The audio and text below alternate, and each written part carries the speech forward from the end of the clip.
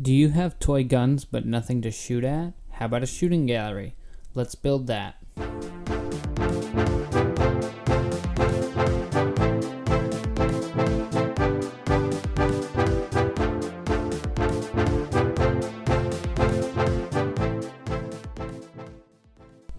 Start out by using a piece of plywood the same thickness as your blade. Rip a 4-inch strip and cut 4 1.5-inch rectangles. These are going to act as your targets. Now I'm going to take a 2x2 and rip down a 3/4 inch stock around 18 inches long. You can use pre-cut square stock if you don't want to rip it down, but I just had the wood on hand. On the end of your square stock, mark an X. Now we're going to rip a groove down the center of one side to the halfway point of the square stock. Mark the midpoint to midpoint on 2 adjacent sides and draw a 45-degree angle. Now we're going to cut this corner off of the stock.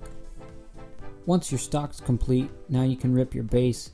My base is going to be 1 foot by 5 inches, so I'm just going to rip this out of a 1/2-inch plywood sheet. There's all your completed pieces: your base, your stock, and your targets. Using my jigsaw, I cut the stock into 5 3/4 by 3/4 squares.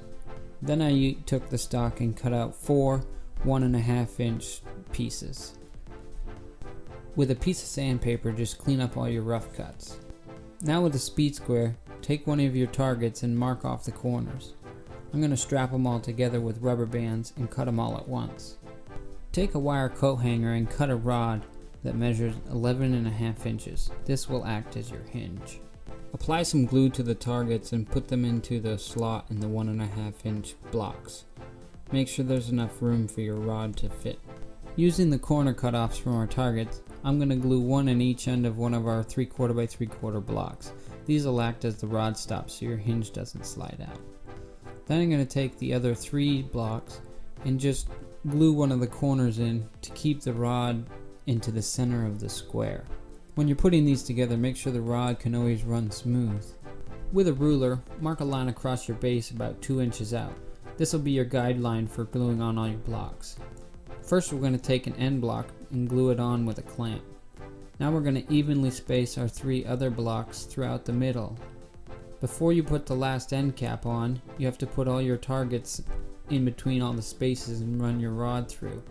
When you place your targets, make sure that the 45-degree angle you cut is facing the same direction.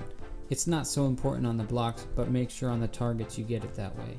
Now we're going to glue on the last end cap and wait for everything to dry. Now you should have a completed shooting gallery. Let's give it a try.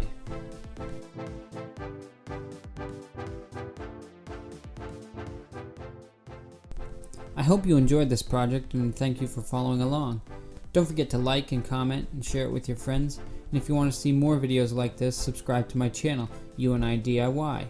Look forward to seeing you guys on the next project. Until then, go make something.